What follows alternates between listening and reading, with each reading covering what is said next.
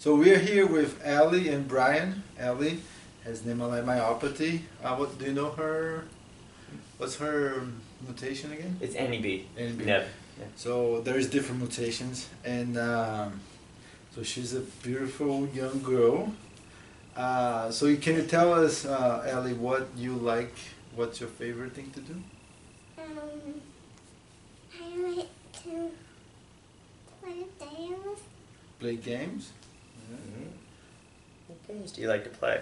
Who is it? She likes to play Who Is It? It's like a memory game. Memory game, huh? Yeah. And what else? Pop the Pig. And Pop the Pig. And Pop the Pig. We played that this week, right? Yeah. Yeah?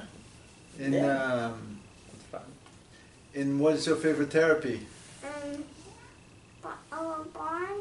The Buckaroo Barn. Buckaroo Barn, that's the Hippotherapy. hippotherapy. That's Ah. right. Allie, do you ride horses? Hey, come here for a minute. Come here, wiggle worm. Hey, do you ride horses? Yeah. Yeah? What are your horses' names? Buttercup and Brody. Buttercup and I'll Brody. be like that. Oh, wait a minute. Hey. And you do a lot of tricks on the horses? Yeah. Yeah, here, come here, sit up. Are those the kind of tricks you do? Can you show them what you do on the horsey? Yeah, with one leg up in the air. No, I Riding don't. on the back of a horse, she does that. I don't do that. I don't do that all the time. I just don't do that all the time. Okay. What would I to do? She's trying to show off for you. She did really good today, the little.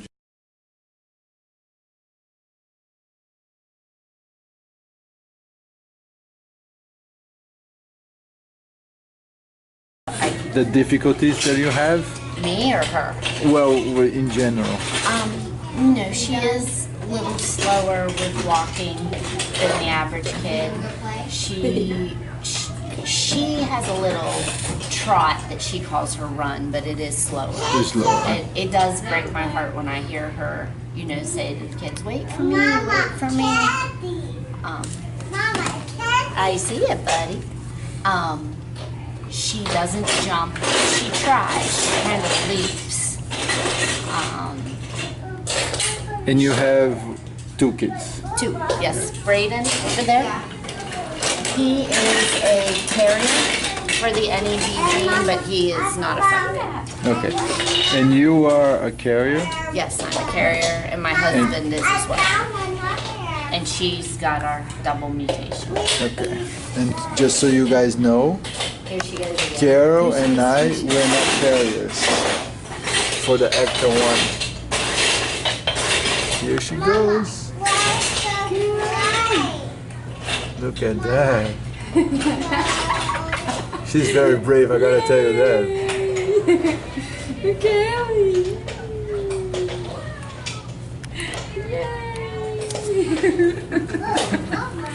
And what would you say is the qualities that she has?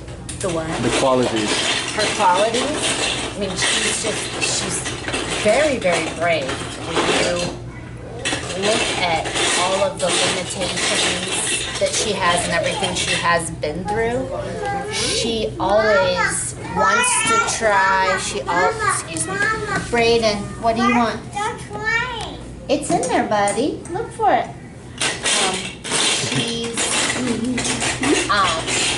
She is brave. She wants to try. She doesn't want to be left out. Good job, You found buddy. it. Good job, buddy. Welcome to my life now. But she is very brave. She always wants to try. She always wants to be involved. She doesn't want to miss out on anything. She's very sweet. She's very kind. She's very loving. Very smart too. Very smart as well. And then you think that the siblings help? Yes, I firmly believe that it helps. She tries to keep up with him. And in the beginning it was her teaching him to do things and encouraging him, and now it's kind of the other way around. Even though he's 22 months younger. Yeah. That is awesome. Luki, you enjoy seeing Ellie? What about you, Carol? What would you think of this experience so far? living about a week with another nemaline myopathy kid. Yeah? Are you emotional?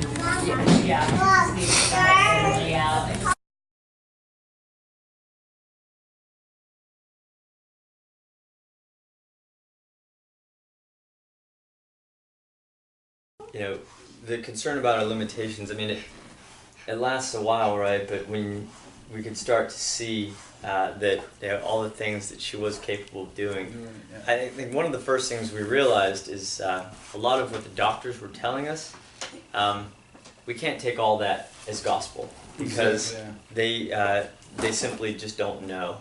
And Allie has done things within 3 months of getting her diagnosis that the doctor said she would probably never do in her life. Yeah. So then we always said, like, the doctor says something, we're like, we let Luke choose, because one thing I learned with nemaline myopathy is like, and with kids in general, like a lot of those kids, they like to do the opposite of what the doctor says. So if the doctor said he's never gonna do that, he almost tried to prove it, like, you know what, I'm gonna do this.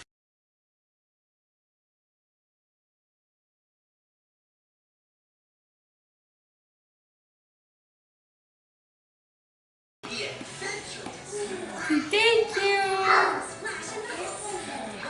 More? What are you doing, Ellie? CPT? Allie, what are you doing? So then he can do what? Cough, cough, cough, cough. You're gonna do what? The composite? The same one that you do?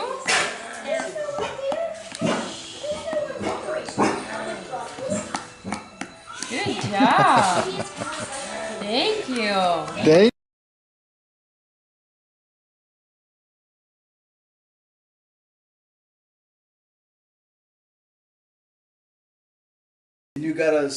Got along with Lukey, right? yeah, did you and Lukey have fun? Yeah. Did you go to the park with Luke? Yeah. Yeah, hey, wait. What did Luke do at the park? Did he swing? Yeah. Yeah, did he do good in the swing? Yeah. Yeah. What do you like to do when you go to the park? Swing. Swing? I'm a big girlfriend. On the big girl swings now. She graduated from the baby swing to the big girl swings. That's right. Hey, and what else do you do at the park? I slide. Slide. She likes to go on the slide. Yeah, she does really good at the park too. And how old are you? 4. Mm-hmm.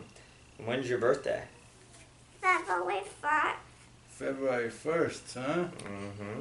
How old are you going to be on your next birthday? 5. Yeah. And then you'll be a really big girl, huh? And then I'll be 1 on 1, and then on 2, 3, and on 4, 5, 6. And what's your favorite? What's your best friend's name? Amanda. Amanda. Is that the one I met today? Yeah. Yeah. Cool. Why she's your best friend? Because I love. I love her. Is she nice? Yeah. Yeah. Is she nice? Does she help you in the little gym sometimes? Yeah. Yeah. Sometimes Valley's having trouble standing up. Amanda will help her stand up. Yeah, I know Dada. that. And Brantley is my friend. And Brantley is her friend, not her boyfriend. No, the boyfriend, right? Because Daddy said she's not allowed to have any boyfriends. And what are you doing this for? For who are you doing this for? To mommy? I think there's a little secret going on behind Daddy's I back think so here. too. I just don't know yet. I think so too. He's just your friend, right? Mm-hmm. Okay, good.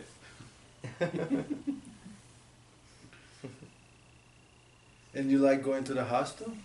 No. No? Now, you don't like going to the hospital? No. Why don't you like going to the hospital?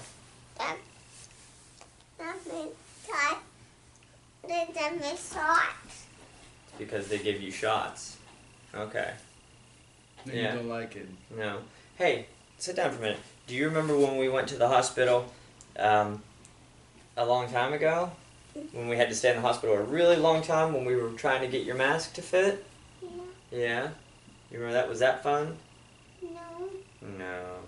I didn't like it. You didn't like it? No. Yeah. I know. I didn't like it either, baby. But now we have a mask that fit, right? Yeah. I What do you love? everything. Everything. You love everything? Mm. Hey, and do you have a new mask now? Yeah. And it's doing good, huh? Hey, can you show Mr. Rich your magic teeth? Yeah. Nice. Do you know what your magic teeth does? What does it do, baby? What does it do? It helped me eat things. It helps you eat things. And it helps you breathe, too, huh? Yeah. Yeah. So her mask, she has a full face mask. Yeah. And the mask that we did have, which was a smaller one, was the kind of rested, the bottom part rested on her bottom jaw. But because she's so small, we had to tighten it so much to keep a good seal and not have the machine leak that much, that all the pressure on her jaw, given how young she is and that her bones haven't fully formed yet, it was pushing her jaw way back to the point where it was nearly collapsing her breathing. So now, so they put the braces in, the herpes brace, to help push the jaw forward. So for the longest time at night, it was a battle between the mask pushing on her jaw and the braces pushing her jaw forward. And it was literally to the point where when she would wake up, we could visibly see her jaw back a good quarter of an inch or so. Wow. And then when she would go to bed, before putting the mask on, her jaw would be kind of back in place. I mean, it was that crazy. But now, we found a new mask that is essentially the same mask, only they started making a bigger size. And it fits now, the bottom of it fits under her jaw. And the pressure, the seal is down under her. Down. Yeah, so it's taken a lot of pressure off her jaw. In fact, her maxillofacial specialist and her orthodontist said that if this continues the way it's going, we'll be able to get her braces out at Christmas time. Oh, nice. Yeah, do you want to get your magic teeth to be all gone? What? Is that a boo-boo? Yeah, Daddy's got a little bit on his hand. Hey, can you come Why see? you got that? I think I got it yesterday. Hey, can I ask you a question? Do you want to keep your magic teeth, or do you want them to go bye-byes? Want them out? Yeah. Is that your way of saying that? Yeah. Good job. And And, what? That's when you say and then Oh, okay, I understand. And hey, why do you want them out? scientists say to eat things and breathe. So you can eat things and breathe. Two very important things, Two I very guess. important things. Yeah. Now, if I ask you, you want to send a message to every kid out there, what do you say to them? If you could tell all the kids in the world one thing, what would you tell them? But I missed them. I missed them. Do you miss them? Yeah. Yeah? Hey, can you sit up for a minute? I want to ask you one more question. Okay. Now, hey, if you could tell all the other kids that have muscles that are different something about Allie and something about your muscle, what could you tell them? That I missed them. That I missed them. You Okay. miss them. Okay. All right. All That's right. Good job, Allie. You know you're a really smart girl, right? Yeah. Mm-hmm. Very smart. And you're cute too. Thank you for doing an interview with us. All right. Hey, can you say bye-byes to everybody? Bye-bye. Bye-bye. All right. You can go play with your trains now. She's so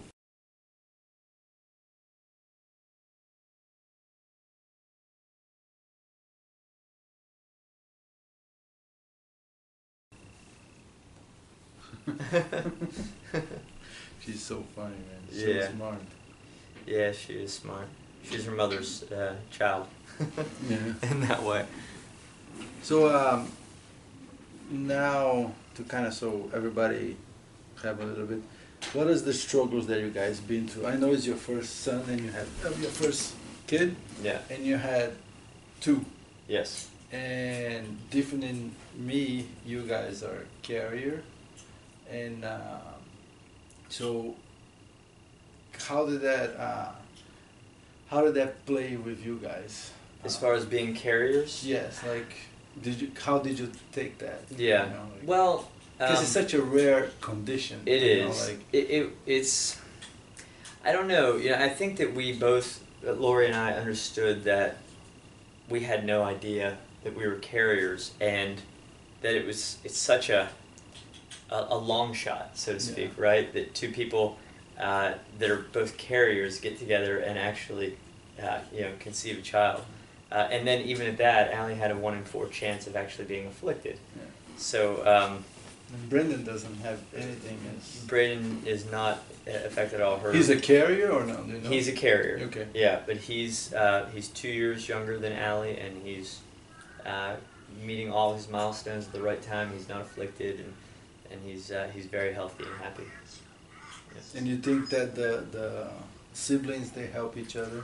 Yeah, I think they do. You know, and I'll tell you, I think that especially now that Braden's getting older and he's getting stronger, and now he can keep up with Allie. I mean, even with Allie being afflicted, she can run a little bit faster than him still, and she's still a little bit stronger than him.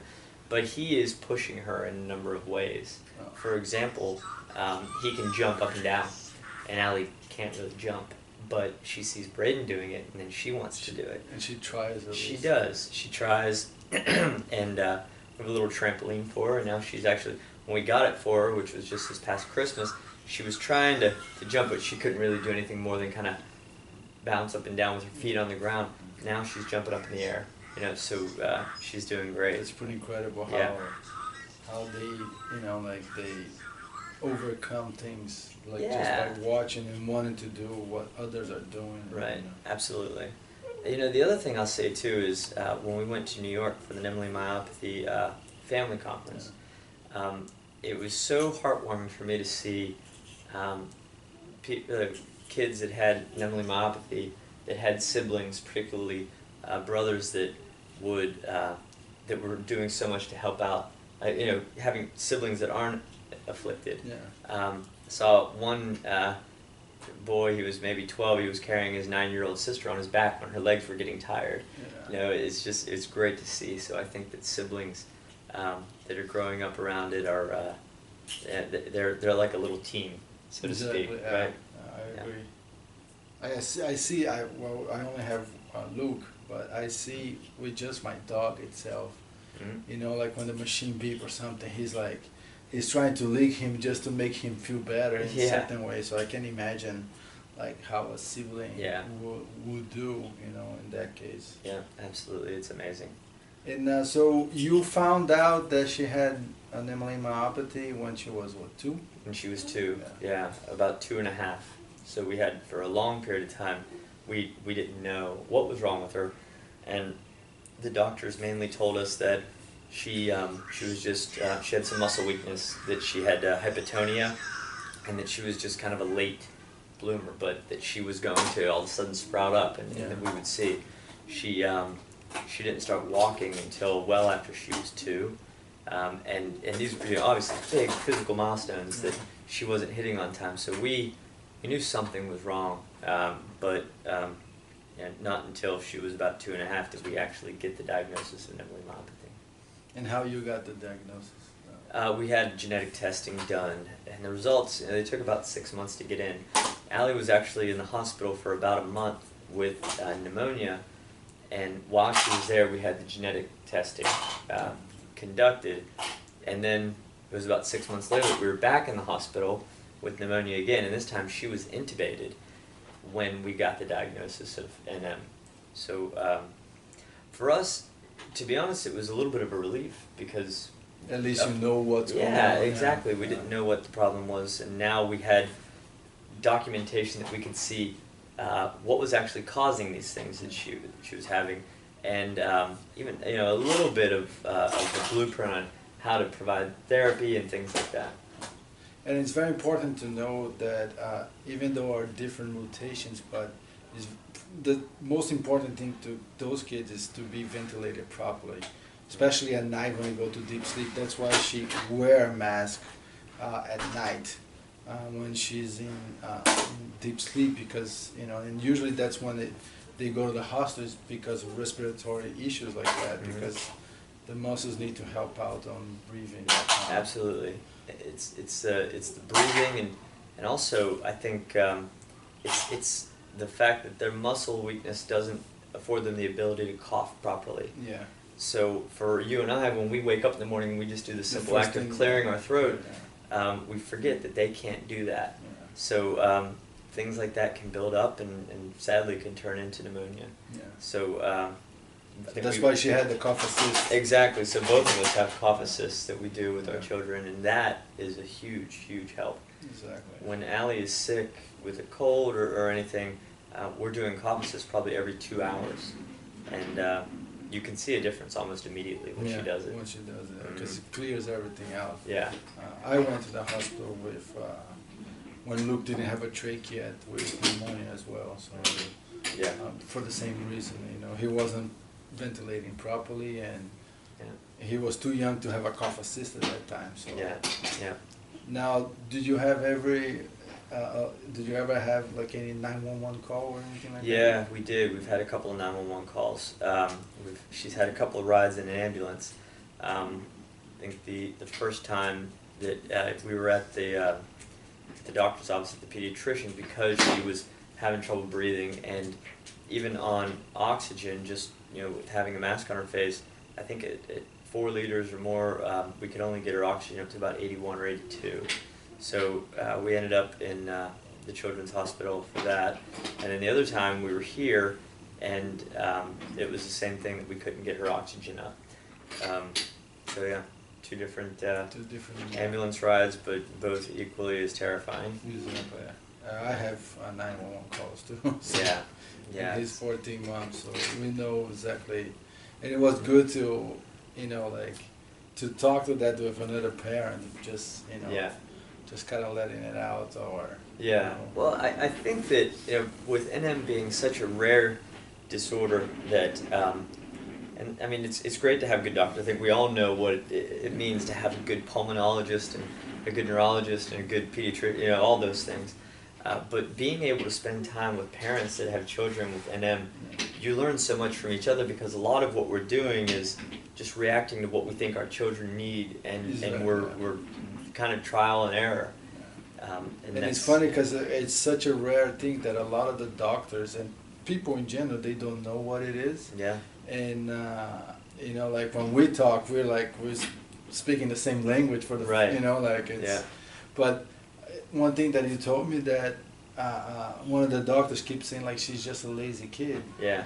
Yeah. And like even to breathe, and it's a hard thing to listen, because especially when you don't know. Right. Like I was lucky, like at that point I feel that I was lucky, because I was able to figure out with 3 months of age what exactly was going on with Luke. Yeah. But you took like 2 years. Yeah. And Yeah. Exactly. that could have been like a disaster. It could have been. Yeah, We think about it. I mean, Allie was. we had her in daycare at the time, because we were told that she was fine. It was just that she was. She was just. We said she was what we were told, a little bit of a lazy baby and a slow developer, but she would get sick.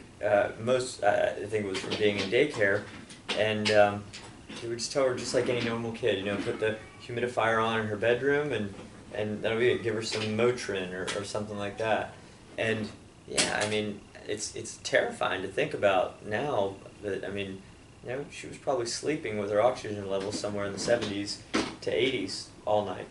And lucky you that didn't get any damage in the brain. No, exactly. Plus, like now, I know you have a night nurse, and there is always somebody there while she's sleeping, just to keep an eye on it. Yeah. But how it makes you feel that you kind of left her sleep on her own for 2 years? Yeah, it's terrible. Yeah, I mean, it's we try not to beat ourselves up about it too much because we really didn't know. Yeah. But and we were getting doctors' advice that said that she was fine. We feel incredibly fortunate that, like you said, that there was no like neurological damage or anything like that. And you know, when she is awake and she runs around, as you can see, she doesn't require breathing support, which again we're very fortunate for that. But at nighttime, yeah, I mean, she should have been on breathing support that entire time, and she wasn't. So yeah, it's scary. I would have wished that we would have had a diagnosis from the day she was born. Yeah, it's tough didn't happen because that way. usually the first year is the hardest year for nemaline myopathy. Mhm. You know, Yeah. like, and it's the year because they're still developing, they're very weak in general. Like a baby Yeah. is very fragile in general. Right. But you add that to a kid with nemaline myopathy, that makes it Yeah. even harder. So Yeah. That's right. just so that people know, like it's like the first 1 to 2 years are critical. Yeah. And, Absolutely. You know, like when he told me that, I was like, "What? You let her sleep Yeah. on her own for the first 2 Yeah. years? You know, Yeah. like with no breathing support." So Right. that's- Well, you know, That is the scary. one thing that I guess, you know, to try to take an optimistic view on it is that, yeah, I mean, all those things. I mean, her sleeping without breathing support and stuff is scary. But you know, when she was awake, because we were under with the understanding that she was perfectly fine and just kind of late bloomer, we pushed her to meet physical milestones as we would a child that wasn't afflicted. And while I'd like to think that we wouldn't have, while I'd like to think that we would have still done those things the same if we'd known she was afflicted, I think we probably would have gone much easier on her. And I think that I would attribute some of the things. I mean, you can see Allie, right? I mean, she's walking. She can stand up on her own. She can eat regular food and things. And so for a child that has nemaline myopathy, she's doing quite well. And a part of that I would attribute to the fact that, you know, we have pushed her. You know, my wife is an occupational therapist, as you know, and that helps. And everything that she had Allie doing, even when we just thought it was muscle weakness and she wasn't hitting milestones timely, there was some type of therapeutic angle to it. Yes. Whether she was playing with her toys or outside going for a walk, she was always trying to push her from that therapeutic side. And I think And that comes to a thing that I think is incredible with nemaline myopathy kids, that a lot have to do with the input that it's coming from the family. Yeah. You know, like, so if the kid have a lot of support in terms of, you know, physical exercises and, Yeah. you know, like people pushing. And I think even though you didn't know, you guys pushing her, that hard actually helped her. Mhm. You know, like, Yeah. and I think that maybe if you didn't push as much, she probably wouldn't be doing a lot of the stuff that she does now. Yeah. You know, so Absolutely. because it's muscle, yes, and you know, like you can kind of train your muscle and help. Like, I don't know if we ever can get to a standard point, but Yeah. you know, muscle can be trained, Mhm. and you know, it requires a lot of work. But Yeah. you know, like with, I mean, the love and the support, you know, like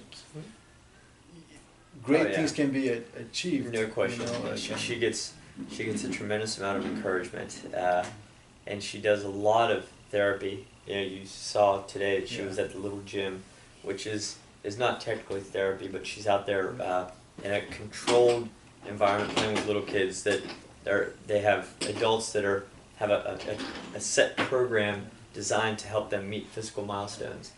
I thought it was incredible because like the teachers, the instructors there, they were helping her Mhm. quite a bit, Yeah. and she was not afraid of testing No. things. And of course, like she had new people looking, and she kind of wanna, Yeah. she's a kid as Mhm. well. But the fact that, you know, like she hold the instructor hand and went to, Mhm. she did amazing things over there. Like she did the whole class, like, Mhm.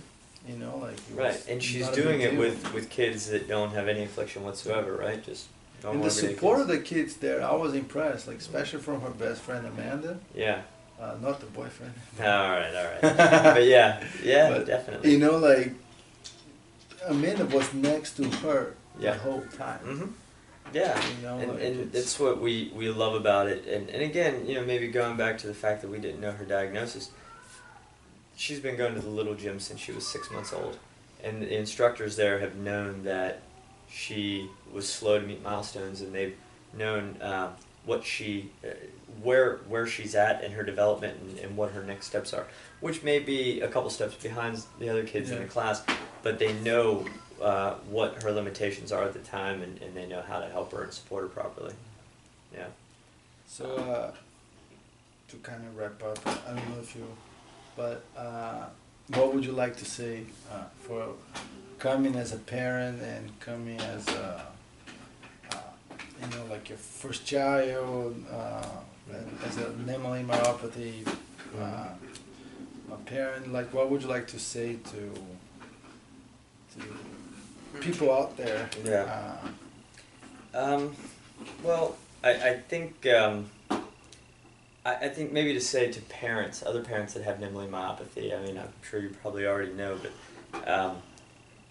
our kids are capable of accomplishing so much. And, you know, we look at Allie and, you know, the challenges that she has, but, you know, I think that she can be an inspiration to other people that maybe aren't afflicted with anything, right? But as she gets older, to see the things that she'll be able to do, that other people could look at her that maybe are down on their luck for whatever reason, or you know, depressed about something, that they can look at her and say, if she can do it, then I can do it. I think that she'll do that. I think that she's going to do. Yes, baby. Can I tell you something? Yes, you can. I want to walk down the stairs after we're all done. Okay, you can walk down the stairs when we're all done. Can you, in a little bit, Yeah. but you have, Yeah. So I think that that our kids can inspire other kids to and other adults to do great things. And I know my looking have changed my life. yeah. Mm. Well, you know, like you said before, it's a muscle disease, but the muscle does get stronger. Yeah. Maybe it doesn't hit that level of what we call normalcy, but the muscle does get stronger, so that they will improve throughout their lives. And it's important that we continue to give them the therapy, give them the tools and the support that they need to succeed. You know, I think we were talking about it this week, right?